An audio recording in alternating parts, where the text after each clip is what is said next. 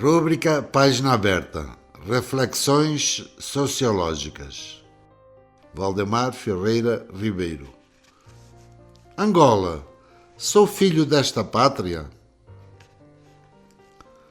Portugal, até a data da independência de Angola, 1975, era um país europeu cujo desenvolvimento industrial não era grande e sua sobrevivência econômica, desde há algumas centenas de anos, dependia muito da exploração dos recursos naturais de suas colônias, tais como ouro, café, algodão, etc., pois sempre teve poucos recursos naturais, além de ser pequeno geograficamente, e socialmente atravessava muitas dificuldades e estrangulamentos. E a Revolução dos Cravos foi o despoletar desta granada social. O Catar, o Dubai, Israel e tantos outros países são pequenos em termos de recursos naturais e no tamanho geográfico. E, até à data da independência de Angola, eram nações economicamente menos sustentáveis e até menos desenvolvidas, comparativamente. O domínio colonial obrigou o povo angolano a uma luta física, mental e espiritual pela sua independência, e isto pressupunha que a nova nação angolana trilharia o caminho do desenvolvimento sustentado em todos os sentidos.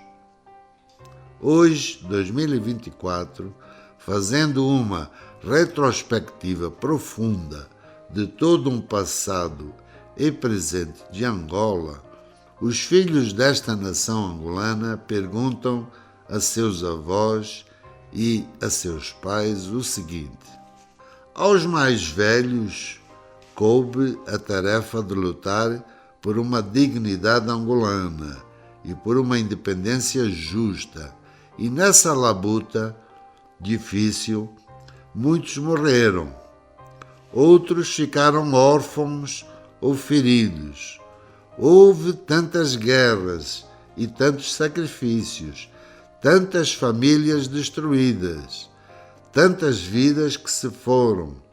E, após todos estes anos de sacrifício, quais foram os aspectos em que Angola se desenvolveu mais e se destacou realmente e, de forma sustentada, ambiental, social e econômica?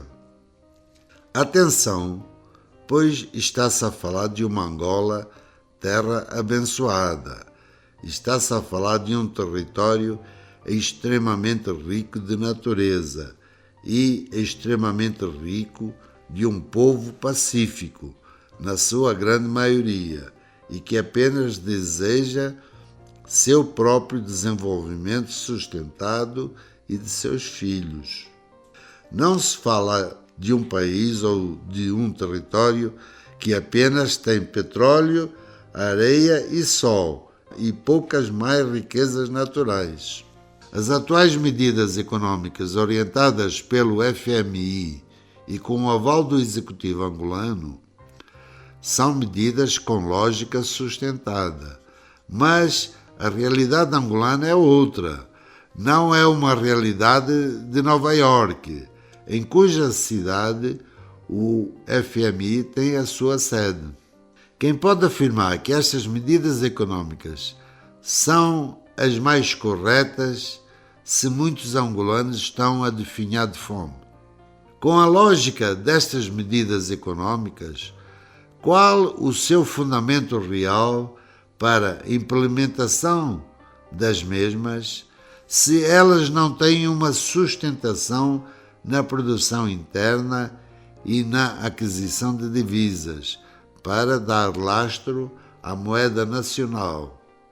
O Dubai e outros povos árabes, quando decidiram reconstruir seus países de forma mais sustentada, deram os primeiros passos no sentido de se constatar quais as suas riquezas naturais, promoverem a construção de uma economia fundamentada nessas riquezas, e só depois disso avançaram para um outro desenvolvimento econômico.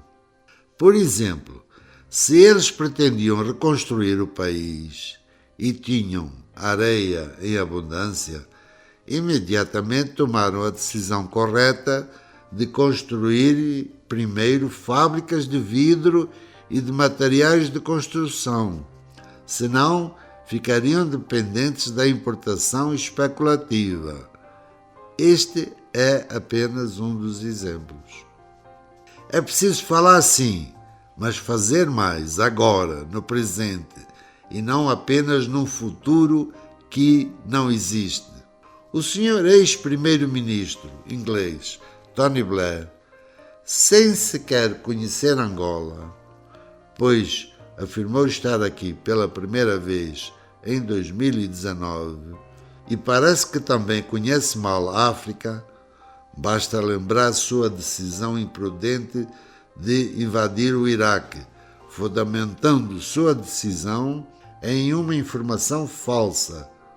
E este senhor, quando veio visitar Angola, bateu palmas às medidas económicas recomendadas pelo FMI e adotadas por Angola, afirmando que estas medidas eram as mais corretas e apropriadas para Angola. Para poder falar dessa forma, o Sr. Blair deveria estar melhor informado pelos órgãos de informação ingleses sobre a real e atual situação econômica angolana. O que é melhor para eles ingleses pode não ser para os outros povos, e assim tem sido desde há muitos anos. A economia implementada em África pelos europeus não foi a melhor economia com certeza, pois trouxe muitos dissabores e desequilíbrios, incluindo o ambiental, que hoje em dia põe em causa a sobrevivência da espécie humana e outras. Portanto, os povos ocidentais e orientais são os maiores responsáveis pelas incertezas econômicas, ambientais e sociais que o planeta atravessa. E diante disso, qual deve ser a atitude mais prudente dos outros povos? Simplesmente aceitar como verdades aquilo que os outros povos dizem, mas não deu certo no planeta?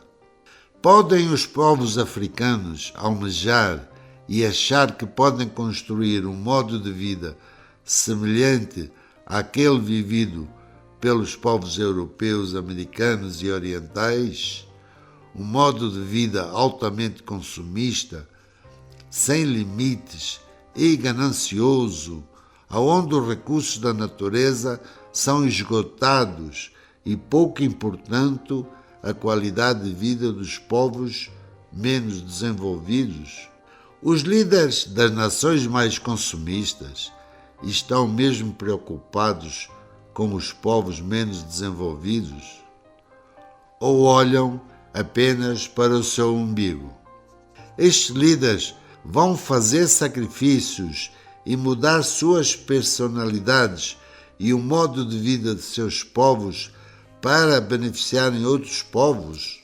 Por que então não o fazem? O que estão à espera?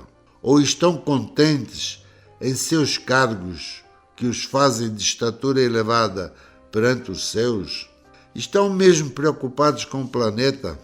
É importante e urgente questionar se o povo angolano deve copiar os modos de vida econômicos ocidentais e outros modos de vida de outras nações orientais e americanas, e se os modelos econômicos destes países são os mais corretos e equilibrados. Portanto, há que ter cuidado quando outros povos dizem o que é melhor para os outros, como, por exemplo, o pai que diz ao filho para não beber, para não fumar, para não tomar drogas, mas ele, pai, é um viciado. Em conclusão, pode-se então questionar os pais da nação angolana, falecidos e ainda vivos, qual a herança que deixaram e vão deixar para os seus filhos. Se outros vierem e de algum modo assumirem o papel dos angolanos, o que adiantou a luta pela independência?